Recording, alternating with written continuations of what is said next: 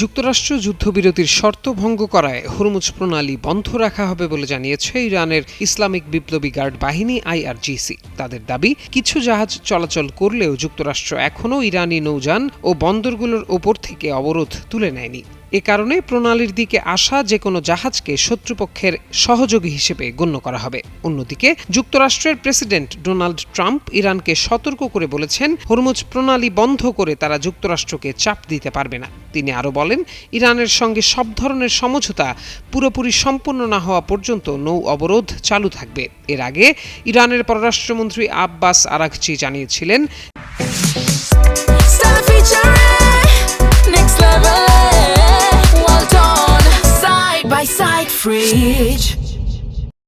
লেবাননের যুদ্ধবিরতির প্রেক্ষাপটে এবং পূর্ব নির্ধারিত পরিকল্পনা অনুযায়ী সব বাণিজ্যিক জাহাজের জন্য হরমুজ প্রণালী সম্পূর্ণ উন্মুক্ত রয়েছে। একই সময়ে ইরানের উপপররাষ্ট্রমন্ত্রী সাইদ খাতিবজাদেহ বলেছেন, একটি অভিন্ন কাঠামোয় দুই পক্ষ একমত না হওয়া পর্যন্ত যুক্তরাষ্ট্রের সঙ্গে নতুন আলোচনা শুরু হবে না। এদিকে ইরানের সর্বোচ্চ জাতীয় নিরাপত্তা পরিষদ জানিয়েছে, তারা যুক্তরাষ্ট্রের প্রস্তাবগুলো পর্যালোচনা করছে।